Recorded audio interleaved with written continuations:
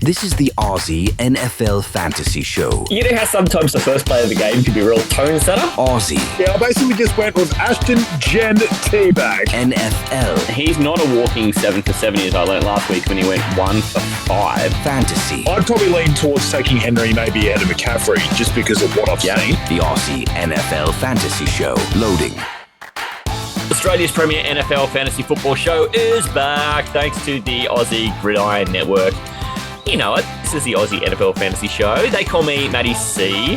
And with me for this, the Sunday show, is one of the Northern Territory's great national treasures.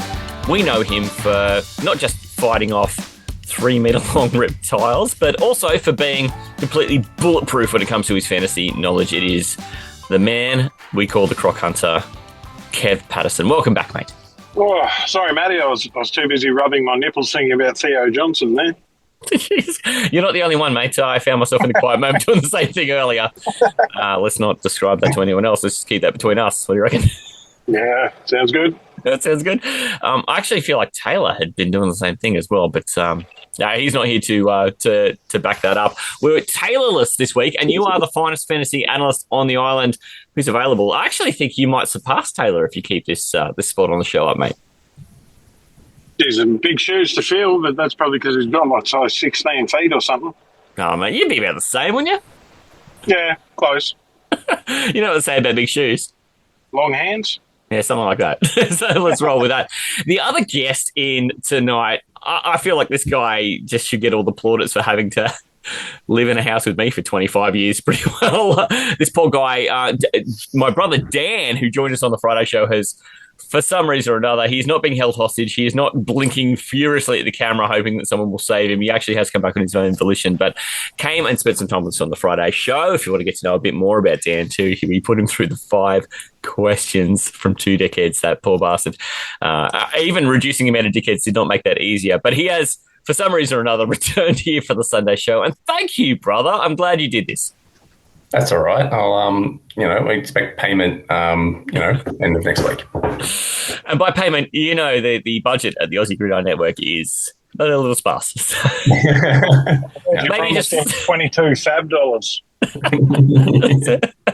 Okay. Do you accept fab? Do you accept free agent acquisition budget money? It's like Monopoly money would be even better, actually. At least it's tangible. You better accept it because that's all you're going to get. If you need to cut my Christmas gift, I understand. It's okay.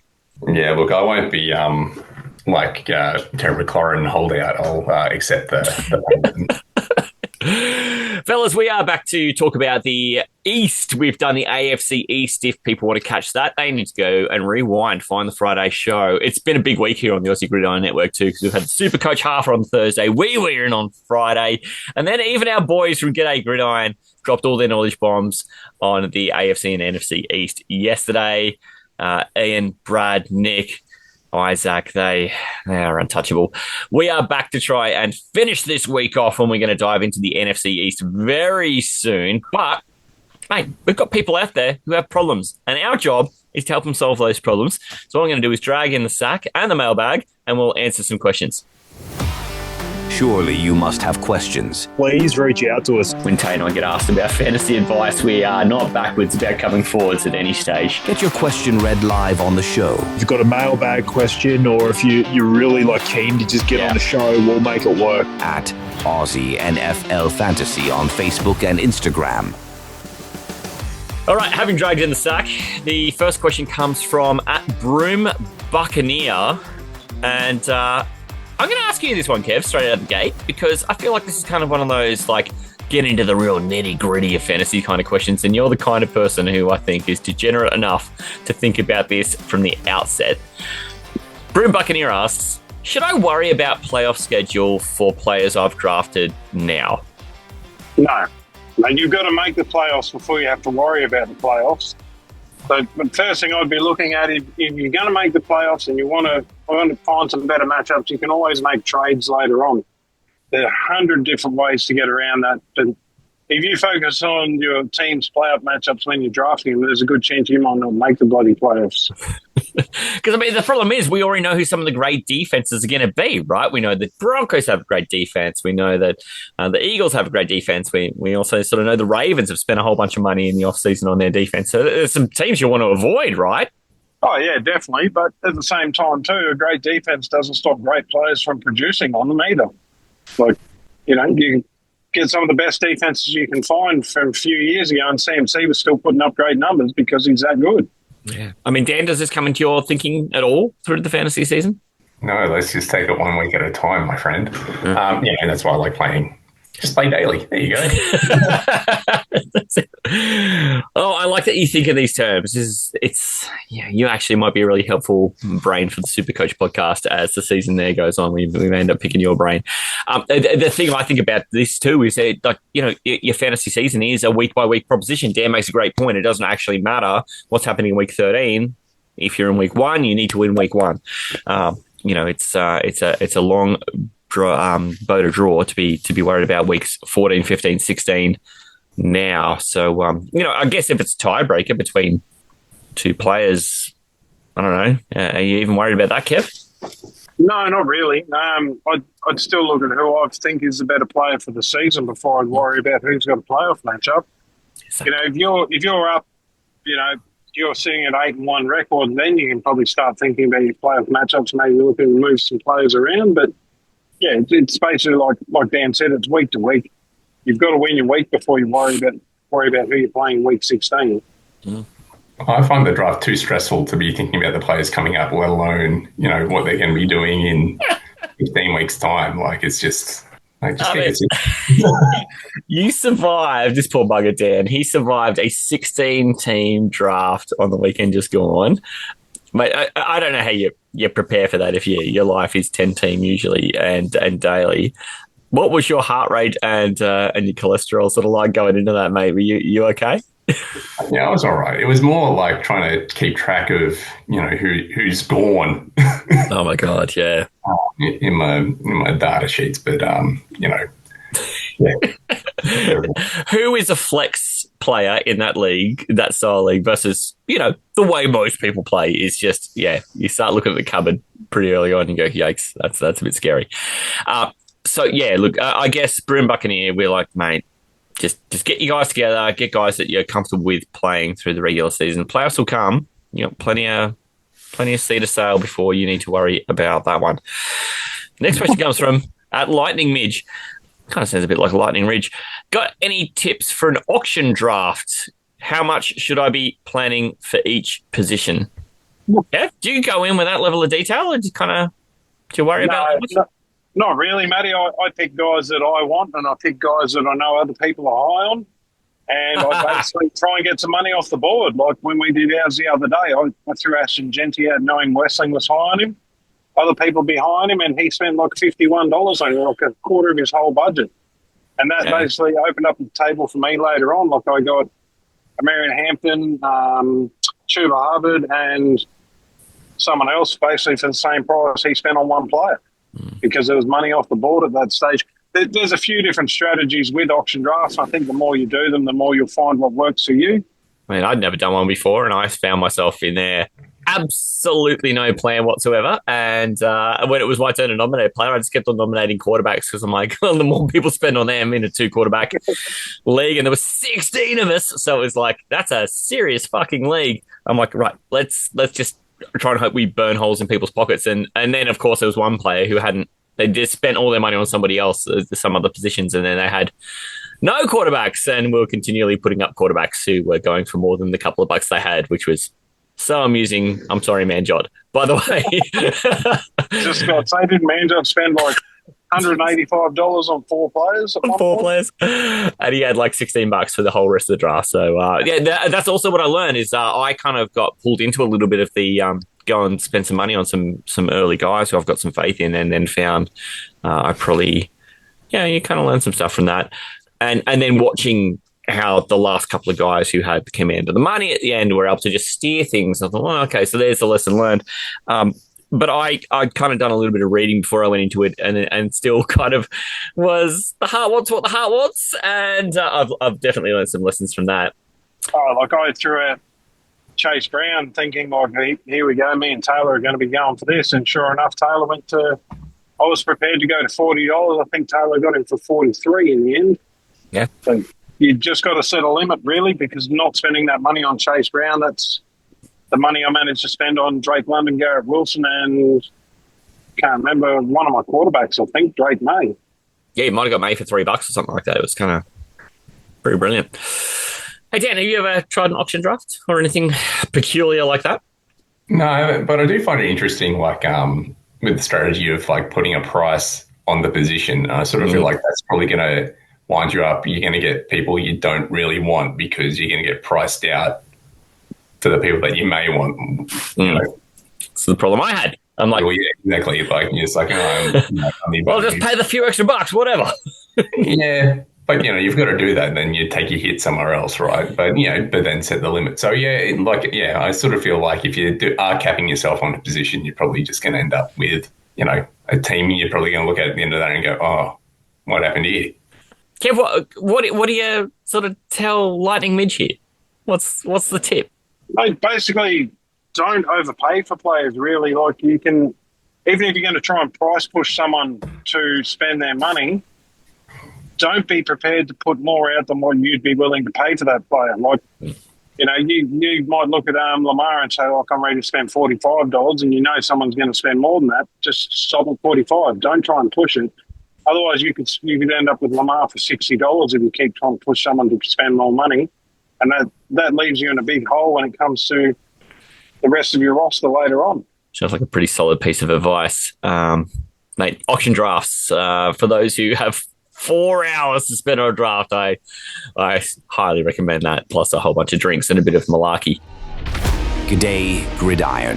Anyone that hasn't joined us before, it's pretty simple. Let's kick it off, eh? Is everyone ready? The four horsemen of NFL in Australia. If the sound ever plays, the picture's officially in. Nick the lineman. So it's the worst against any team, and it's also the worst passer rating that he has against any team at 66.3. Brad the coach. The Steelers have held the Ravens under 20 points in 7 straight games. Isaac the analyst. For this one, I couldn't understand it either. Like, I don't think they're making the playoffs. Ian the Viking. Full of passion, full of fight. They might genuinely be interesting to watch again. Previews, overreactions, and bloody best bets. If Derrick Henry can get rolling, then I think it's no contest. The Ravens are going to win. As a fan of the NFL, you hope he comes back because he's just an absolute beast when he gets on there. That would be able to give, at least Justin Fields a chance to be able to build. Let's move on after that insanity. So I just think, though, it's going to stop here. Defensively for the Bills, I don't think that's actually going to combat what the Chiefs do already. Yeah, I guarantee you, Pete would get down on his knees for that. G'day, Gridiron. I love spreadsheets. I'm a spreadsheet man. I love spreading my legs.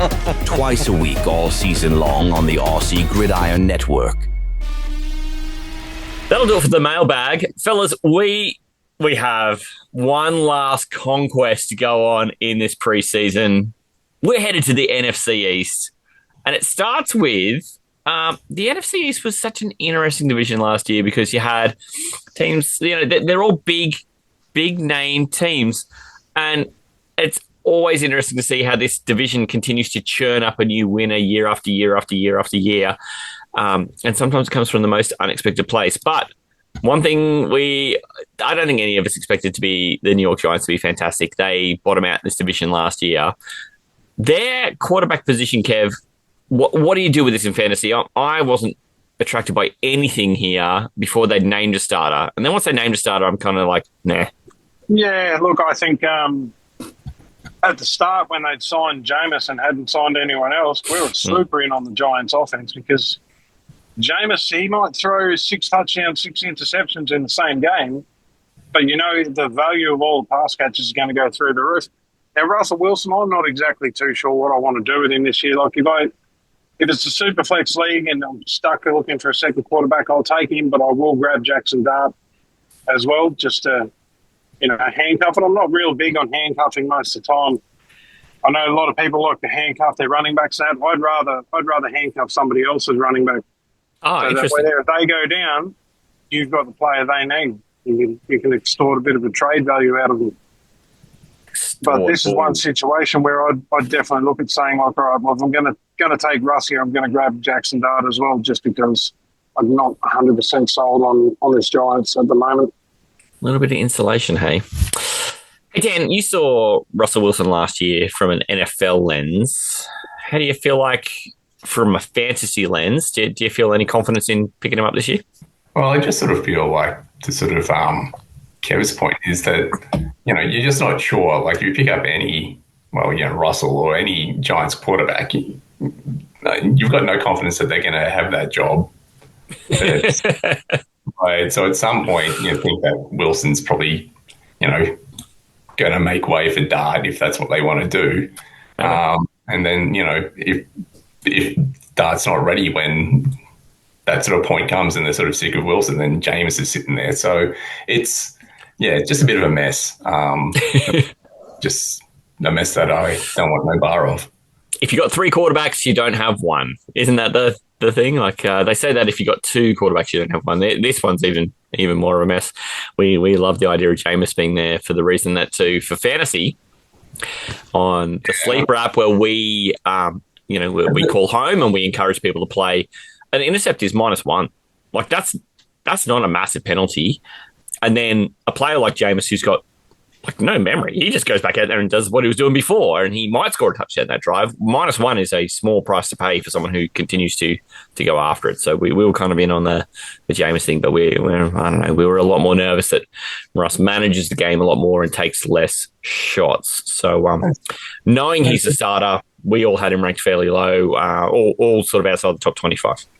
Where you've had all handcuffed quarterback options, like it seems, It's a gross proposition, isn't it, Kev? You must feel dirty as fuck thinking about that. Yeah, the only other quarterback this year I'd think about handcuffing would be 2 that we talked about before. And one for me is actually Sam Darnold. I love the rookie QB that they took. Yeah. His whole upside. No, I read the other day that they're actually planning a series of packages for him anyway. So, in a best ball league, I'd grab him. But the idea of handcuffing the quarterback in general is not great. It's pretty tough. The other situation I can think you might want to is God knows what's going to happen in Cleveland. But I like the Joe Flacco part of that because, again, it's the -1 thing. He'll go out and throw 400 yards, but he might throw 3 interceptions. Like, -3 is not so bad. I'd put up with that if he goes and throws a few touchdowns. The next position here for the Giants is the running back position. I don't know that we know much more about the running backs because they had this wonderful guy who took a big share of that backfield last year in Ty Tracy, but then they go and introduce a whole new draft pick, a fellow named Cam Scatterbo, who might just have the best name in the entire draft of people who are fantasy relevant. Kev, what are you doing with either of these guys? Probably not grabbing either of them in a standard league, Matty. Last year, I think I had Tyrone Tracy in nearly every league that I've had. This year, I don't think I've grabbed a single share of him. And I still love the guy as a talent, but it's just I don't really know what to make of it. Like him and Cam Scatterbo are very, very similar as far as their pass catching ability, and they have problems fumbling the ball. I don't really know how it's going to shake out. I think there's just other options I'd rather take where they're going. I mean, are you talking about a end of the 6th, start of the 8th kind of investment between the two? Ty Tracy is the one you have to invest in a bit earlier, Scatterbo a little bit later. In situations like that, do you have, and these happen often, right? You've got situations where there's 2 guys, one's a little more touted, the other one, it's hard to tell. Do you have a strategy that you use for positions like this? Because, I mean, like the Pittsburgh running backs are almost identical. Yeah, see, look, where they're going at the moment, I'd probably take Tyrone Tracy over Cam Scatterbo just because I think he plays a bit better with Russell Wilson. If Jackson Dart gets a start at week 6 or something, I'd probably look to try and pick up Cam Scatterbo as well. But I'm not really 100% confident or sold on either of them. Like where they're going, you can grab Travis Etienne, who you and I were talking about the other day, is someone we think's being absolutely undervalued as the Jags, probably full-time starter still. I would be trying to work a trade for the guy who's got Travis Etienne in the 16-team league that I do, except he's sitting across from me now and knows how much I love my Jags, and I was so upset when you took him from me in that draft. Anyway, the situation is correct. Like, this is later on, you're talking about running backs who are in that 30 to 40 range. Both of these guys are in that range. Dan, what do you do with this? Because they are clearly different values, but we don't really know what their production is going to be like. Yeah, I think you're just better off staying away from it and trying to find a better known value out there. Like, where does Austin Eckler sort of fit in that? We'll get to that shortly, I guess. So, I think there's just going to be better options around that sort of area that you don't need to bother yourself having to watch Giants football, watching the numbers go up. And generally my rule when you get to this is just take the one who's cheaper. But in this one, I've been doing the Dan approach. I'm just like, oh, fuck, let it be someone else's problem. So that's 100% been my approach, Kev. Do you reckon that's a reasonable strategy? Yeah, definitely. Like we said, you're just basically looking at the two of them and you don't really want either of them. You don't really have a lot of conviction.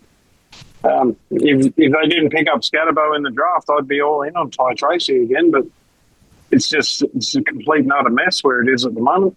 But yet we've got such supreme confidence in their passing game. We've got a wide receiver who's way, way up near the top, but Malik Neighbors really showed he is not, out of his depth in the NFL.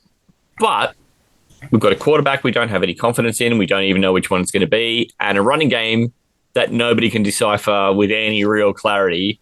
Yet Malik Neighbors ascends all of it, Kev. Make sense of this for me. Mate, he just showed that much last year. I think it's hard to put him much lower than, 7 or 8. I think I've got him at 8. You and Taylor have him at 9, and most consensus sides have him at 5. Yeah. If Russell Wilson broke his arm today and they started Jameis tomorrow, I'd have him at 4 or 5 as well. I would too. Yeah, because Jameis is just going to launch that thing down there for him time and time again. But with Russ being a bit more of a game manager here, I'm not 100% sure exactly how confident I'd feel taking him. I mean, that's what hurt him for me. But don't you think it's a weird world, Dan, where we can have a whole quarterback room where we like 30 guys more than whoever's starting, but the wide receiver is the top 10 proposition. Don't you think that's weird? Yeah, I mean, 5's probably a bit rich for my taste as well. But, I guess there's, Russ still has the moon ball in him every once in a while that he can pull out, but Neighbors is, more than capable of sort of pulling in. So, I guess there's that sort of chance of that happening, maybe not on the regular, but that's, I guess, the pathway you're looking for if you're sort of high on Neighbors. Jameis is nothing but moon balls. Yeah, well, that's right. So that's where you're hoping for Jameis to, make his entrance at some point during the season. Yeah, it'd be a wild QB room to be a part of with Jameis and Russ. So, oh my God, geez, the quote you could have as a fly on the wall in that room would be freaking fantastic. Yeah, and that's exactly where you want to bleed a rookie.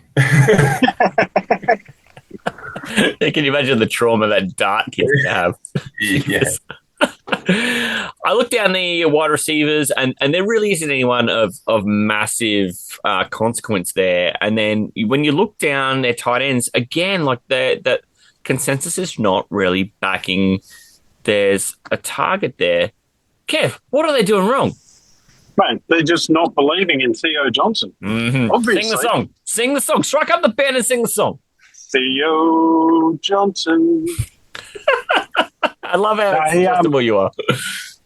He's basically he had one of the highest RAS scores of a tight end prospect ever. Last year he had a very high uncatchable target rate, and that whole game plan was a bit of a mess. So Russ, I think, as a game manager, is probably going to deliver a lot better balls to him.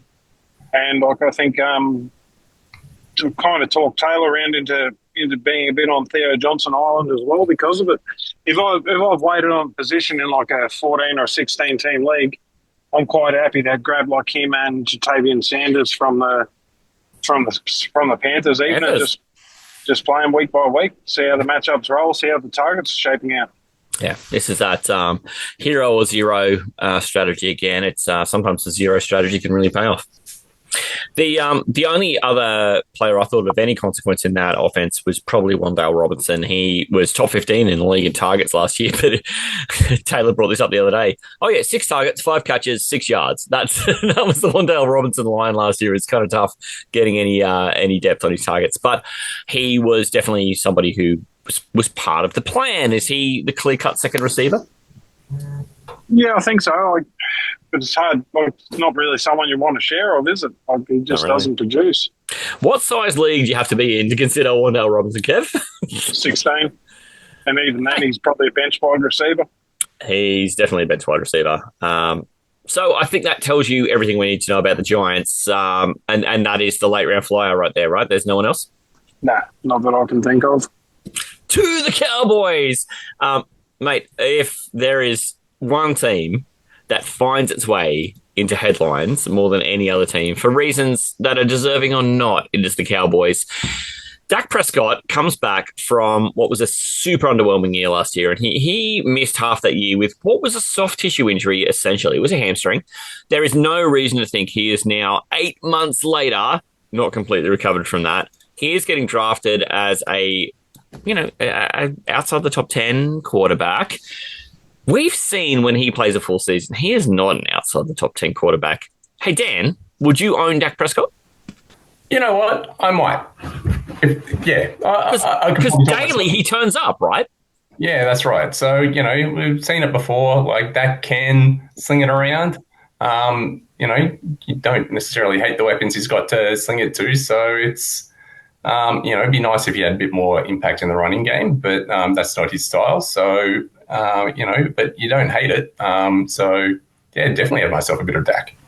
Because, that's going to be the way, right? It's going to be volume, volume, volume. The defense has been questionable, so you just expect he's going to pass it a lot, right?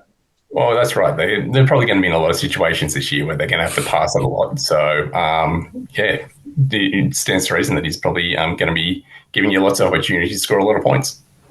Volume offense, questionable defense. That's kind of the mixture we're looking for, isn't it, Kev?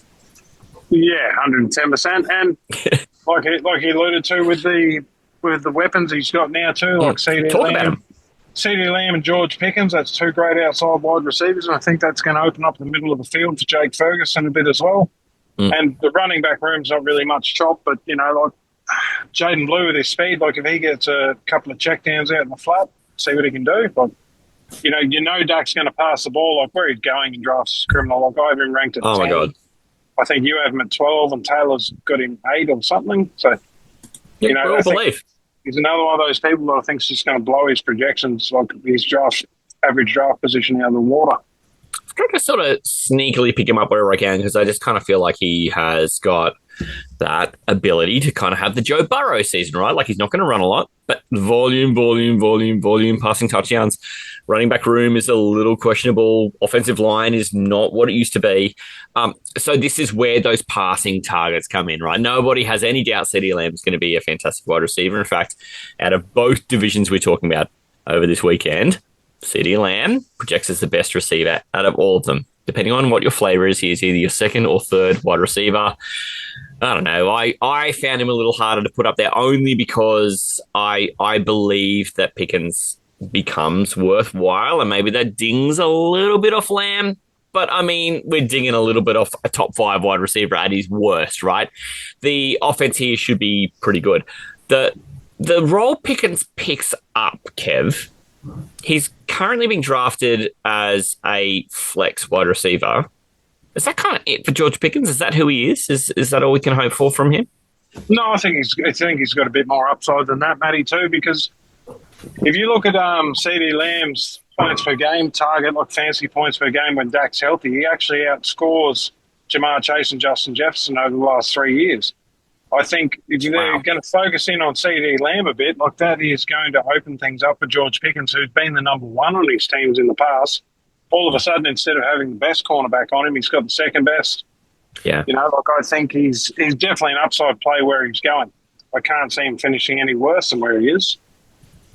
Is that the magic sauce, you reckon, Dan? Do you reckon that just now all of a sudden not having to eat everyone's best cornerback kind of helps Pickens out in a high volume passing offense? Yeah, I think that will help him.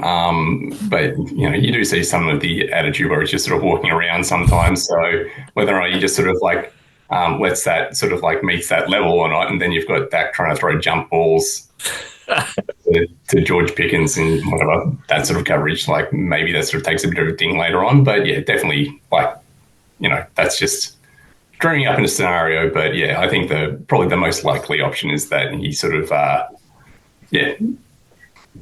sees an improvement from getting the second best guy in the defense. He's taking contested balls. Say what you will about George Pickens, but God, that guy can catch an unbelievable ball with people draped off him, right? Isn't that exactly every highlight we saw out of in Pittsburgh? Yeah, 100%. Oh my God, that guy. But then he's also got the propensity to just pout, doesn't he? He's a mystery wrapped in an enigma, wrapped in a riddle. So it'll just be interesting how he goes going to an organization that doesn't necessarily have a reputation for keeping its players buttoned up. It'll just be super interesting to see how all that kind of works out, because George Pickens is as crazy as they come, but he does some amazing things on the field. The running back situation, Kev, you alluded to pretty early on there, is that they've got this wonderful rookie named Jaden Blue, who we think should probably outperform everyone's expectations. He's currently ranked, most sites have him somewhere in the 40s, right? The guy ahead of him in drafts at the moment is Denver reused Denver retread Javonte Williams. I've been big on the Javonte Williams thing because I just think he's going to see the volume early, but I understand the blue thing. Can you give me the blue argument? Yeah, look, Matty, I think they invested in him in the draft. Javonte's contract's 1 year, and Javonte's health's another concern as well. Like, I think Jaden Blue, he's got a bit of speed. He's not really a in-between the tackles sort of a runner, but he could definitely see a lot of volume, and he has a propensity to, if he hits a gap, he's probably going to break it away for a fairly good chunk of the yardage. My big thing with this running back room is I wouldn't be surprised if Miles Sanders actually has the most workload by the end of the season. Oh, it's a bit ugly to think about here, but the whole running back room in general is not really one I'm that interested in. But if I've got a late round pick and Sanders is sitting there, I'm probably going to grab him for 3 weeks and just see how it shakes out. We had his fantasy funeral on this show in 2023. Are you just late to the party, or is this serious? You're serious? Yeah, no, I'm serious. I just think if Javonte goes down, that Jaden Blue probably can't handle the workload. Miles Sanders is just going to step in and take that role.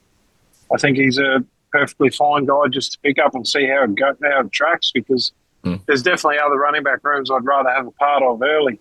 But as you said, though, like, I'm also quite happy to take Javonte where he's going for those, up until if he gets hurt, where he's going at like running back 30, 31 or something, he's probably going to smash that out of the park for a few weeks. Oh, mate, you can get him later than that too. A lot of sites have him ranked outside the top 35, and we kind of think he is going to be the starting running back on the Dallas Cowboys, who we also think are going to score a lot of points. It's just kind of weird to think that we're so low on these running backs in an offense where there's going to be points. Hey, Dan, do you want to own any of these guys? Do you need a significant head injury to want them?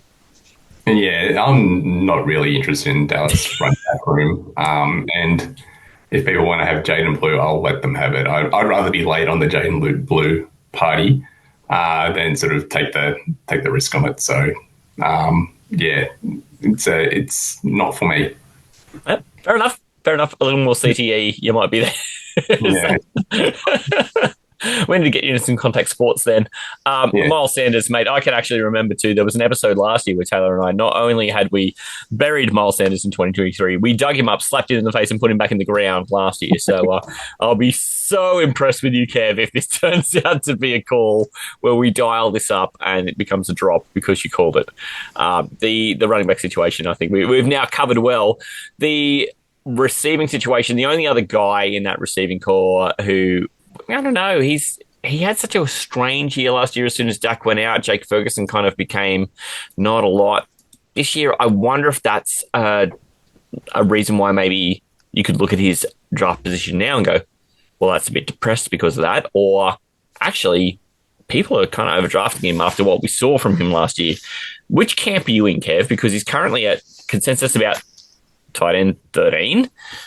Neither Taylor or I are terribly much hotter than that.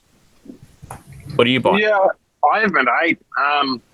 You look, not last year, the year before, he had the highest red zone target percentage of all tight ends across the league with a healthy Dak. And I think George Pickens and CD Lamb on the outside is just going to give him a huge mismatch in the middle there in the red zone. I think he's in for a really good year where he's going.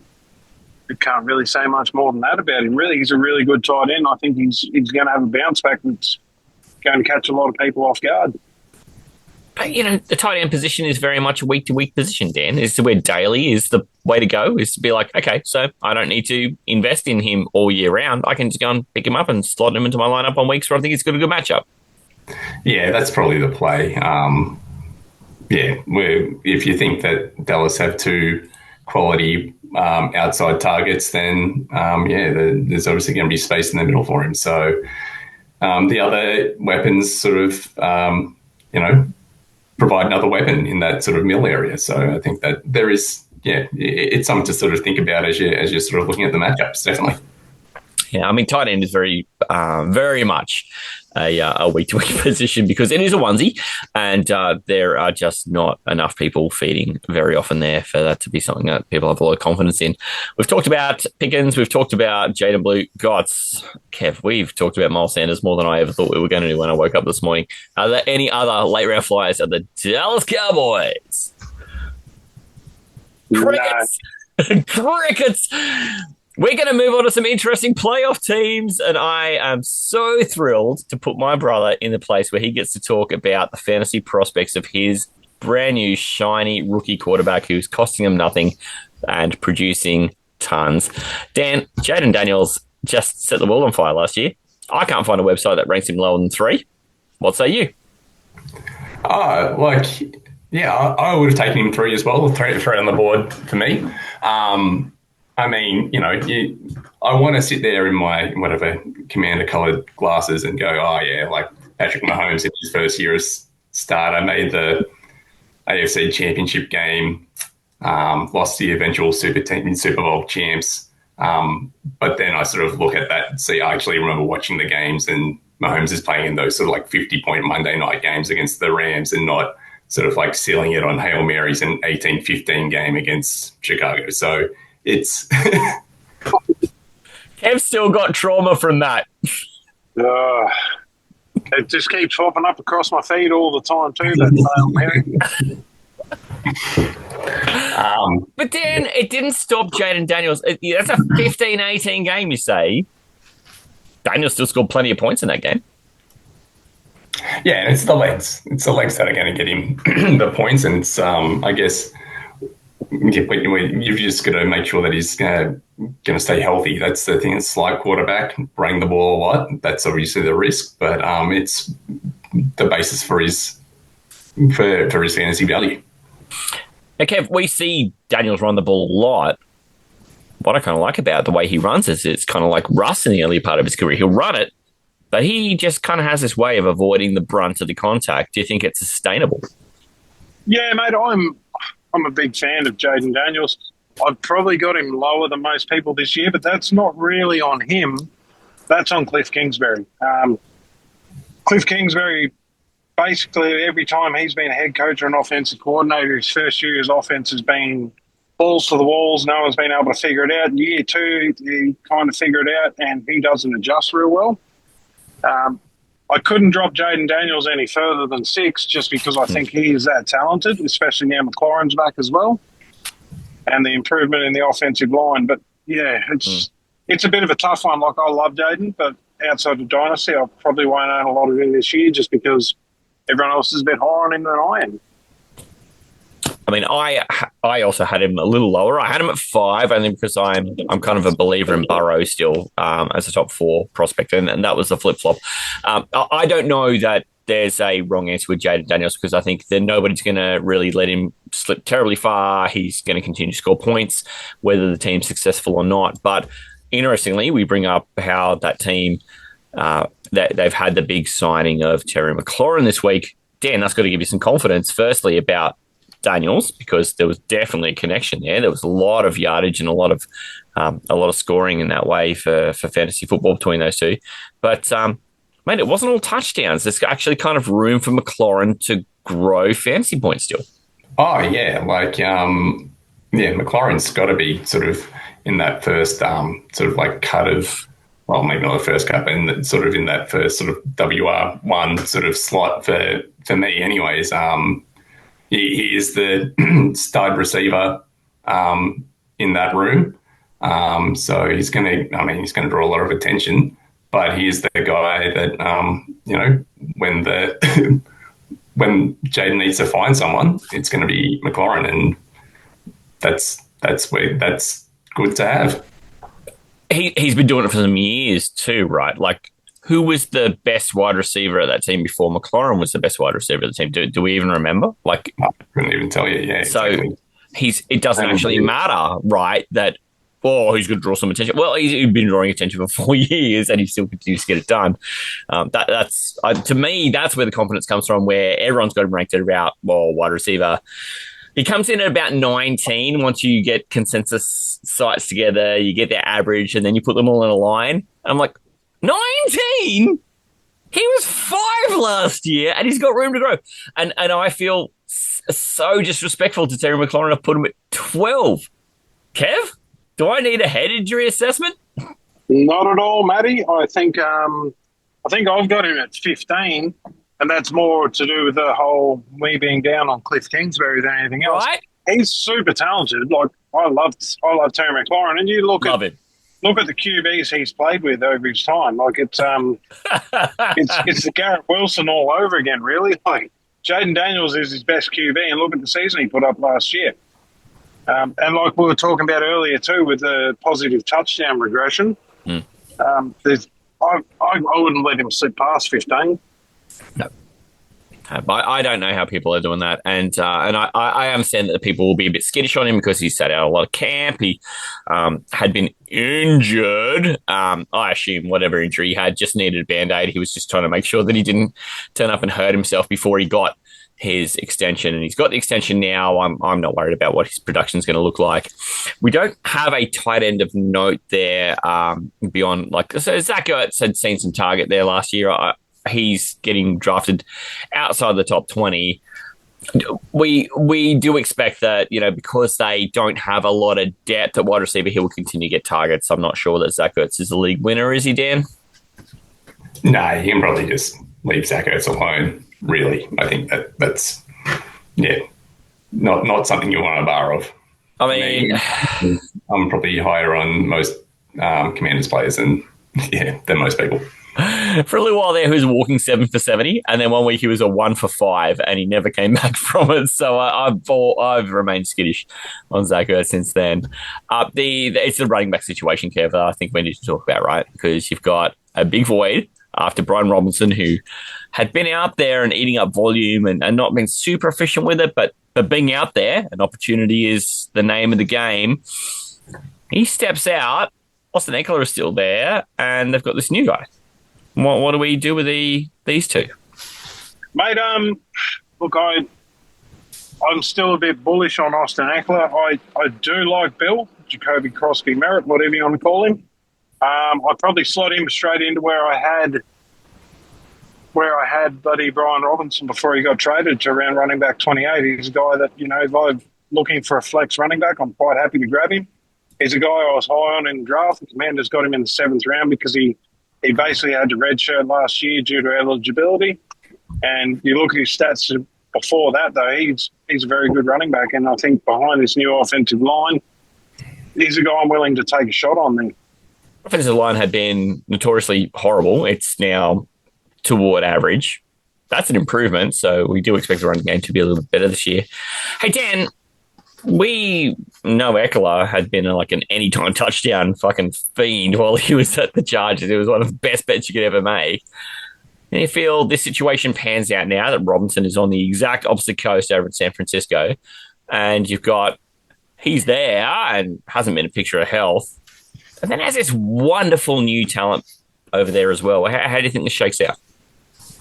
Well, I think with the running game, there's probably actually a couple of different threats really for Washington. There's Ekbar, who will probably see a bit of a bump early on with the trade, but then obviously Jaden has the legs, and then you've got the short game of Debo coming out of the backfield as well. So there's sort of a couple of different options there to use, and then Bill Krosky Merritt, nicknamed Bill, not Nathan, I thought was.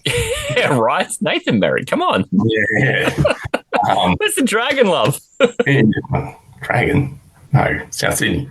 Anyways, but yeah, obviously Krosky Merritt's values shot up in the last week. But it could be sort of like a committee of people who don't necessarily have the RB tag next to their name that sort of end up doing the rushing for the Commanders. Yeah, we've kind of seen that in the past. I still really like Eckler as a pass catcher, and that's the reason I've got any faith in him. So that he'll be out there in passing situations. So I really need to see more of Krosky Merritt in action. I've been pretty happy to watch other people take him in the meantime. We know Daniels is going to be effective, and the wide receivers here, it's kind of McLaurin, and outside of that, it gets tricky because, well, what do we know about Debo, right? We know he has been a threat in running game. That's how he was deployed by Shanahan over on the West Coast at times. And then he's also been kind of made of glass in the last 2 years. It's found hard to stay on the field. When this runs well, Dan, what do you think Debo is? Because at the moment, he's getting drafted outside the top 40. Here's a wide receiver 5, probably one of the last guys you're drafting. Yeah, and I think that's fair for people who actually want to see what happens with Debo before they sort of buy in on him. But Kingsbury. I do that all the time. Cliff Kingsbury. I call Kingsbury for some reason. Kingsbury. Let's just roll with it. Let's fucking roll with it. Kingsbury will probably run that sort of like college style wide receiver running out of the backfield sort of stuff. So, provided he's healthy, I think there's plenty of opportunity for Debo to, make a fist of it in the Kingsbury offense. Yep, do you think we're going to see him pick up a lot of that same sort of thing that we saw him do? I mean, he's 29 years old, but I think he might be the oldest 29-year-old I've ever seen. No, Kev's going for a slash. All right. I assume. Happy to take Debo where he's going, really, but the wear and tear he got in San Francisco running out of the backfield, I think Danny's right. Like, he will definitely probably see some usage there, but I don't think you're going to look at him as being San Francisco Debo in those years again either. He's just going to be a bit of a safety blanket maybe as well across the middle of the field. He's a guy who can really get after the catch with the ball in his hands, but until you see how it plays out, I think where he's going is perfectly fine. Yeah. I want to see his targets. That's the thing I want to see the most, is because part of what he did, and Kev, you alluded to that, is he gets the ball around the line of scrimmage and then he's allowed to sort of make what he can of what's in front of him. And I would just be interested to see how much that he still gets and how he holds up against it. We've been so fortunate to talk about some really interesting players here, and I think that I don't have any other late round flyers. Does anyone else have anyone they want to bring up for the commies? Yeah, for deeper leagues, Jalen Lane, the rookie, they've kind of made a thing to rest him for week 1, so I think he'd be an interesting one. Just keep an eye on how that shakes out. Okay. And I'm still really big on Ben Sinnott. Like, he was one of my favourite tight ends in his rookie draft. And then after they drafted him, they signed Zach Ertz, and he's been stuck behind him, kind of like Trey McBride was all over again. So, yeah, he has his boys, right? I keep a bit of a watch on. Yeah, it's a Kingsbury move. So, look, I've got Sinnott in every draft I could, or in every dynasty I could find where people have kind of got impatient for the same reason, Kev. There may be room for him later in the year. I don't think he's anyone that people are drafting now, but circle the name. That's all you got to do. Just circle it. Keep an eye on it. If there's a little flag that you can put next to him on the app you play in, stick a little flag on him and go and check it out later, because there might be some opportunity. We're going to move on to the Super Bowl champion Philadelphia Eagles to wrap this up. We have been so fortunate this weekend that we have gotten to talk about 3 of the 5 top quarterbacks in fantasy, and it rolls on while we've got Jalen Hurts, who he scored 14 touchdowns with his legs last year, Dan. That is a lot of touchdowns for a running back. This guy's a quarterback who also passed for in the 20s, not the most, I actually kind of feel like there's room for the passing touchdowns to go up, even while the rushing touchdowns stay somewhat similar. How do you feel? I think you probably got fortunate by the number of owners who decided to keep in tush push because that's, super reliable, super consistent value there in that. So no one can stop it.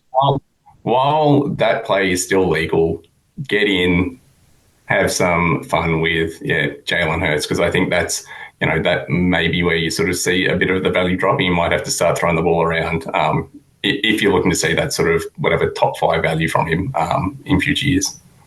I mean, because he's not the sit back in the pocket and throw for 4,500 yards guy, right, Kev?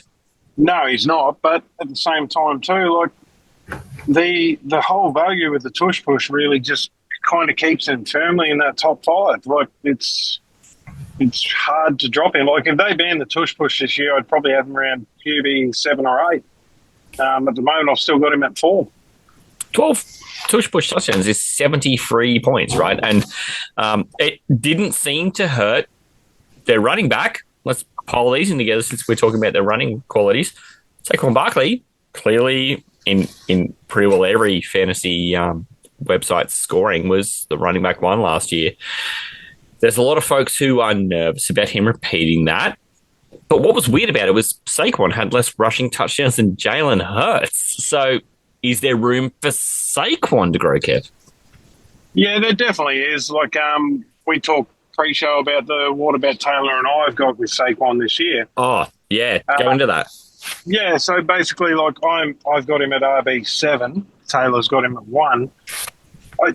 There's been 14 running backs who have hit those marks of 400 rush attempts, regular season and playoffs, and certain other things that coincide with it. Now those 14, the only one to still finish in the top 3 the next season was Derrick Henry, and I think he's more the exception than the rule.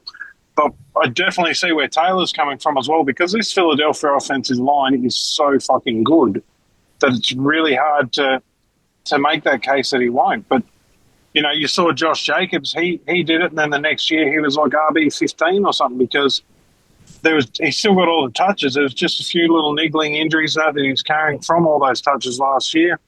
I'm just kind of banking on Saquon being the rule, not the exception. Yeah, which, I mean, I think when you start looking at history, and Dan, you and I, we're data guys, right? Is that a reasonable thing to draw? Is that the data says when someone carries the ball that many times one year, they're less efficient the next year? Yeah, well, that's right. It's all about regression. Like, you don't just break records back to back to back to back or whatever. So it's natural to think there's going to be a bit of a drop in yards. Yep. Like, I don't know anyone who's thinking that he's going to be able to do that, to repeat last year's performance yards-wise. So, yeah, just there's only one other way to go if you're not going up, right? It's down. 100%. So, and not that he's going to be a bum or whatever, but it is it's just not going to be the same, right? I haven't seen a website that ranks him lower than 3. How do you feel about that? Is that a reasonable thing? He's going to remain top 3? I think he's still going to remain top 3, really. It doesn't have to be record-setting, but it'll still be very good. So what does it take for someone to draft him? Taylor and I actually both have him as repeating. We're both saying that we see the opportunity for him to finish at number 1. If I had the number 1 overall pick, am I taking him? I don't know. I still might take Chase, but I'm probably not taking Bijan in front of him. I'm probably not taking Gibbs in front of him. I'm probably just going Saquon. Do you have that level of confidence too, brother? Yeah, I think that's probably where I'd go as well. Like, I'm not not a super Bijan guy, and I think that's just where I'd probably sit there. So I'd probably take Saquon. Just know him a bit better, know what you're going to get a bit more. So yeah, I'm comfortable taking him 1. Yeah, sure. And we know, Kev, you very famously have this bet with Taylor where you've got him far lower. You got him 7, and I don't disagree with all the things you've laid out about why this is super difficult to do. I'm kind of playing, go out on the limb. This is, I guess, the same argument we had when we were talking about how you draft CMC and you go, he's just going to fucking be CMC. And if he's not CMC, I just got to eat the dirt sandwich. So, that's where we are. I've got nothing against anyone that wants to take Saquon, in the top 5 of the draft. Like, I can definitely see why they would. But, yeah, to me, I'm just fading him a little bit. So I love it. You're not just fading him, but you're also like, you people are not just going to eat a dirt sandwich. That dirt sandwich is going to have fucking pubes on it. Like, it is. I've got him at 7. Wow. I love that. The wide receiver game here is interesting. We were in some conversations through the week, both Tay and I, in some leagues where we were talking to folks through the draft process of the AJ Brown and Devonta Smith paradigm. These guys both, there is no denying they are both great wide receivers who will score you fantasy points. But it was just, it comes interesting because Devonta Smith does it in such a measured way. And then AJ Brown has these big games, and then he has games where he just doesn't even exist almost. It's, how are you drafting them? What do you expect out of him, Kev? Mate, I've still got AJ Brown as a top 10 wide receiver. I think I've got him at 7 for the year. Like, I do think there's a potential for the passing game touchdowns to go up. And AJ Brown is clearly the best wide receiver on this team. And that's actually another thing which I had with the whole Saquon thing was I think that if they're planning to, make a run back-to-back and they can take a bit of workload off him by passing the ball a bit more, like, why wouldn't they? I mean, this is kind of like switch flipping in a way that, they managed to do it without needing to lean on AJ Brown and Devonta Smith a lot because they were winning the games other ways. This year, potentially, there's opportunity for both of those guys to, they need to flip the switch. Then those guys can pick up the slack, and all of a sudden now you're not sitting on the 23 touchdowns and the 2,500 yards from Jalen Hurts last year. He only threw 18 touchdowns last year. He rushed for 14. 18 touchdowns. That is a lot lower than I think you'd expect. So if you think that number's going to take a bump, I can't see why AJ Brown's not a play. 18 touchdowns, Dan. In 16 games, because Kenny Pickett played one against the Commies. But, that's a very low floor. Oh, yeah. And I think if you're going to pick one, I'm probably picking AJ as well. But I think with the Philly wide receivers, they sort of both need to be on the field. I think as soon as one's missing, it does sort of like things start to go a bit funky with that passing offense. So yeah, just as long as they're both there, they're probably both going to eat. And as you're saying, we're probably going to expect to see a bit more passing. I think there's probably going to be a bit of pressure from other forces trying to build up Jalen's passing pedigree that I think they're just going to try and do it probably early on. Like, I think that's probably will feed into Sirianni's ego a bit. That's an important point. Important point. And, so yeah, and that sort of extra productivity is probably going to lean AJ's way. He's currently getting drafted as about the wide receiver 9. I'm hotter than that. I've got him at 5. I just think the guy is going to end up being the touchdown spot. Like, he's huge. He commands space. He's great near the goal line. And he saw such a depression in numbers last year from Jalen Hurts not throwing a lot. And, the only way is up. Devonta Smith, also, I just think if I played in the NFL, I would look a lot like him. This guy is so little. It looks like he's pinched his dad's pads. He doesn't look like he fits out there, but then he does stuff. He goes out and catches a bunch of balls, and he does a great job. If this passing offense is going to grow, both of them feed. But the point is, Kev, they haven't been able to stay healthy. Dan just nails this. Like, how often are they both on the field at the same time? Yeah, exactly. But it's also that there's no one really behind them either. So whenever one of them goes out, Zach Ertz takes a big bump because their wide receiver 3 last year was Jahan Dotson. He had 1 touchdown in the whole season. Oh, my God. He had the opening touchdown of the Super Bowl. What the fuck? That was his only touchdown in the whole year. Horrible. Absolutely horrible. And look, yeah, Goddard does a great job of eating up some volume. We'll include him in this pass catching thing. He is currently ranked anywhere between about 13 and 18. So again, he's free in 10-team leagues. But he was much more consistent in terms of he was on the field. So do we see him take steps back if we expect both these wide receivers to be healthy? Yeah, I don't know. He's not someone I've got ranked super high. He's more of a flex play for me, like a guy that I'd look to pick up if Devontae or AJ Brown go down. He's just, outside of AJ Brown, it's kind of hard to really hammer the nail on the head for one of these receivers, and that includes Dallas Goedert as well. Dan, as a onesie position guy, you tend to like to either invest a ton or, just... well, where does got to fit into the strategy you've got for tight end? Look, he's probably a bit low for me being a onesie. You like to go for the star, right? Yeah. So if I'm sort of getting got it, I'd probably look to go somewhere else.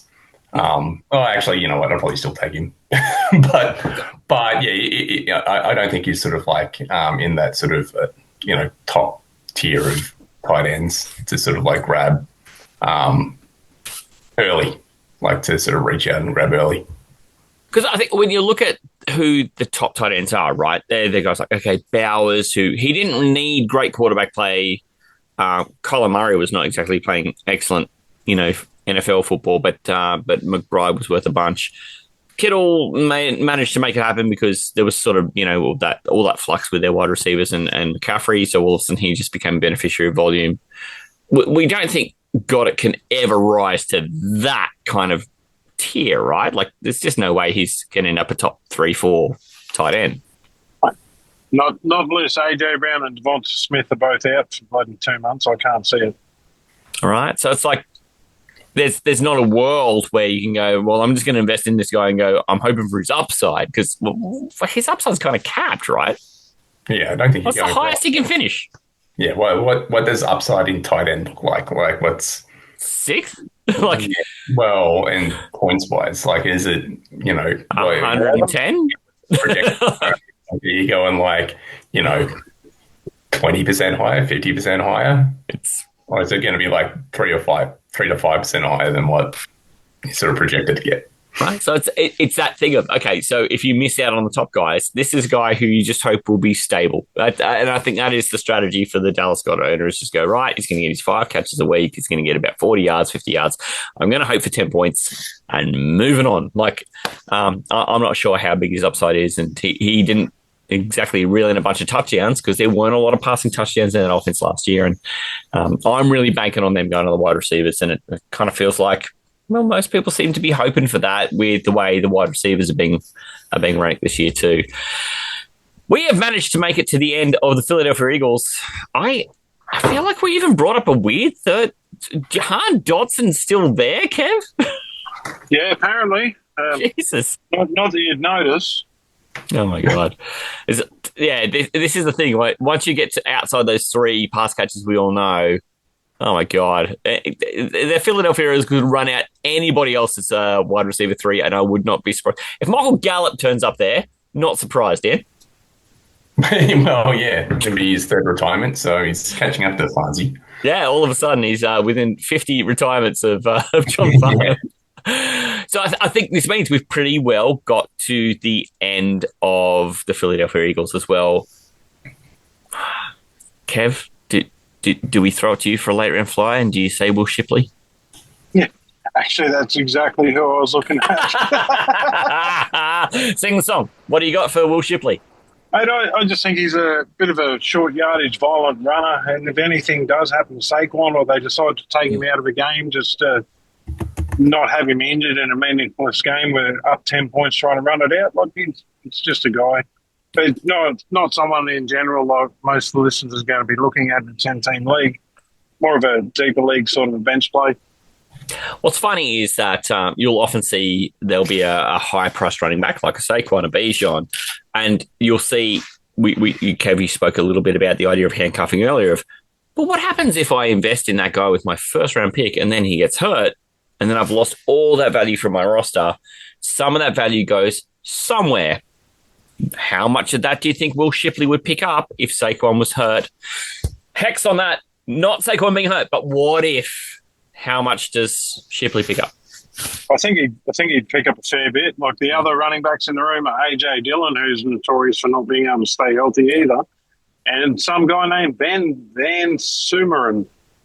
I reckon I could walk past that guy in the street and not recognise him, 100%. He's in the running back room on Sleeper, but when you open his Sleeper profile, they've got him as a linebacker. So that tells you a lot. So it's kind of a weird paradigm, right? Is that we've got this running back who we think is going to be top 3 or thereabouts consensus. Kev, you're a little lower, but we're saying he's a volume monster. And then yet it's just kind of weird that his probably clearest backup is still not somebody people are clamouring for. Do you think it is worthwhile there's going to be the people who are Saquon owners who will go, do I go handcuff? But you've sort of famously put yourself as a guy who's like anti-handcuff. If your bench is deep enough, do you just throw a Will Shipley share in? Yeah, mate, I would, but that's... Speculator? I play in a lot of bloody stupidly deep leagues, like 32 teamers and 20 teamers. So 32 teamers. I'm always looking at weird guys down the bench. Dan, did your brain just explode? Yeah, that doesn't sound like fun to me. Well, I guess everyone's got a trash team, so what does it matter? Yeah, for about 3 years, it's good fun. Then about half the league realise they're never going to win anything, and they all bail, and you've got to start again. Yeah, like we've got one there at the moment where I've got Jameer Gibbs, Bijan, Drake London, Trey McBride. Basically, I don't have a QB. Who needs it if you got them? Dom Kincaid sitting in my Superflex, and half the league's pulled out. So this beautiful team I've got, I've just had to abandon it because the league's folded. And yet you're starting to back up to Tyler Shuck as your quarterback. It's just hilarious that's the dominant team. Fellas, we've made it to the end of the Sunday show. Dan, thank you so much for coming on the ride with us. Kev is a bit of a veteran at doing this, but as a novice on your first time through a podcast, an NFL fantasy podcast, having to put up with me personally, have you found it completely repulsive or was it all right? Oh, it was all right. I mean, I probably should have listened to the show once before. That's... What do you think it was going to be like coming in? Because, I mean, we haven't sworn nearly as much. I don't think we've made as many dick and ass jokes as I was expecting. This is a Taylor thing. He tends to drive that. But was this anything like you were expecting? No, it's very sensible. Very sensible. Okay. We did dig up Miles Sanders, slap him in the face and bury him again. I guess that was kind of part of the big sensible, was it? Yeah, and I think Michael Gallup's probably been mentioned more than he has in the last. I don't think his name gets mentioned that much at his own dinner table. I mean, we've really brought the Michael Gallup. We've talked about him. Hey, Matty, I think Ian's going to wake up with a bit of morning wood. The Vikings just traded for Adam Thielen again. It happened! Oh, my God, breaking news. Oh, my God. Fifth and a fourth to Carolina, and they sent Thielen and a seventh and a fifth back. Oh, my gosh. Yeah, Kev. I think Ian's going to have nightwood and morningwood. I think there's a great chance he's still awake because he was off doing a draft tonight. So there's a huge chance he's still awake and driving home, mainly from having his cock steering that wheel, I think, because there's no way he's suppressing that. There you go, Dan. This is what you hung around for. Now the dick jokes are out. Yeah, that's... the usual tenor of the show. Look, we're going to get out of here. Thank you very much, fellas. We're going to see everybody. The next time we meet, it's going to be week 1 of the fantasy season. This poor sucker across from me who had to grow up with me is going to be in a league with me this year, and he's going to get to put up with all my bullshit in the chat. I'm looking forward to surviving a first year of a 16-team league with you, though, brother. That's I'll be an ally to you, I promise. I'm sure you won't, but thank you. No. I've got to say that on air, and then once we get off air, I can go back to just being the big older brother who tries to vanquish you. But thank you very much for taking a couple of hours of your life to join me on this, gratuitous thing that I do here every week. No, it's been a lot of fun. Thanks for having me, man. I'm glad you enjoyed. Hey, Kev, how do you reckon Dan went? You're a bit of a veteran here. Yeah, no, very well, mate. Just a natural, just slotted straight in. And I think a lot of his daily talk will just kind of coincide with Supercoach as well, really, when you think about it. In the meantime, we're going to get out of here. You can find me, Matty Podcast. You can find Taylor at Taylor41. Drop us your fantasy questions. We'll answer them online. We may even drag some into the show. You can also find the Aussie Gridiron Network everywhere. Linktree/Aussie Gridiron Network. It's where you get your merch. It's where you can find links to the tipping competition. And you can also discover all the other great shows on the network. We've got the Supercoach Halfer on Thursdays. G'day Gridiron on a Saturday. We're back Fridays and Sundays. Aussie Gridiron today is already back too. Manjot and I have been out talking to a couple of the teams in the ACT League. We'll talk to the remaining teams in the week leading up to their season starting on the 13th of September. And then you can catch Manjot and I live on YouTube and Facebook calling the American football ACT season. It is all happening here at the network. We will catch you all wherever we see you. Thank you again, lads. Hooroo. See you all. Theo Johnson. The Aussie NFL Fantasy Show. Thanks to the Aussie Gridiron Network, Australia's home for NFL and Australian gridiron content. Discover everything the network has to offer, including G'day Gridiron, Pastry Press, NFL, and Aussie Gridiron Today. Buy merch and win free stuff. Visit the mothership at Linktree/Aussie Gridiron Network. Hooroo.